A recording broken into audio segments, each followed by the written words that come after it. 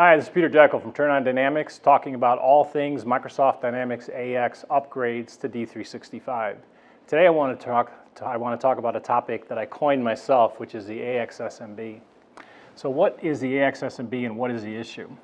So to me, in working with AX since it was purchased by Microsoft many years ago, there is this entire group of companies that are literally SMBs, small and medium-sized businesses, and really probably can't afford a enterprise-level software such as AX.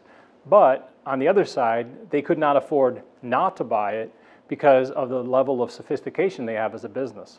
So you fall into this dangerous middle ground where if you don't buy enough software, you can't run your business. If you buy the right software, it's going to be really expensive, right? And so the situation was that a lot of those AXSMBs, what they did is they had to buy the AX back in the day, and they heavily modified it, right? Heavily modified it, and in some instances, use a lot of ISV solutions and have integrations with a lot of systems. So now we get to this upgrade, we're getting this upgrade situation, and we have this critical number from Microsoft, which is 150 users. So here's the problem for that small, medium-sized company that's nowhere near the 150 users. It's time to upgrade to the D365 platform. They want to go to the cloud, right? Because everybody's talking about the cloud, and that's the general direction. But they are way under this 150 users. So they're heavily modified, right?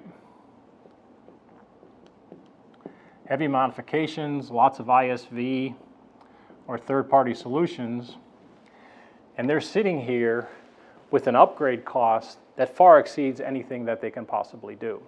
So they are literally stuck in that middle of how to proceed. So one of the things that we have discovered that might be a great solution for these AXSMBs is what we call a stabilization plan.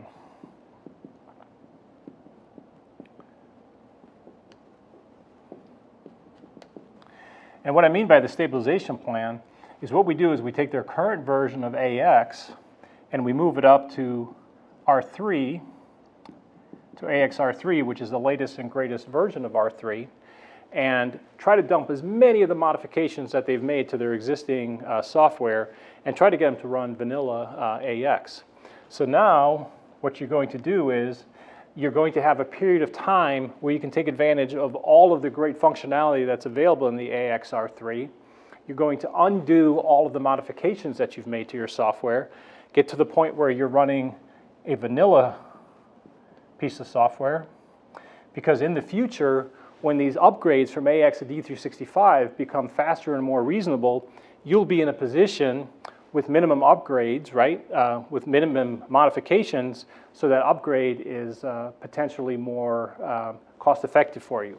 The other thing that you can do is, if the initial idea was to move to the cloud, if that was the impetus, you can take this AXR3 version and you can go to your own private cloud, right, internally, have a private cloud, or you can go to one of many of these third-party hosting companies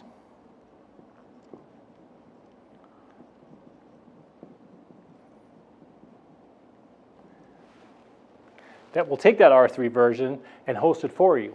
So now what you've accomplished is you're on a great latest and greatest version of the AX from a standpoint of functionality, able to unwind a lot of that custom code you have, and you're in the cloud.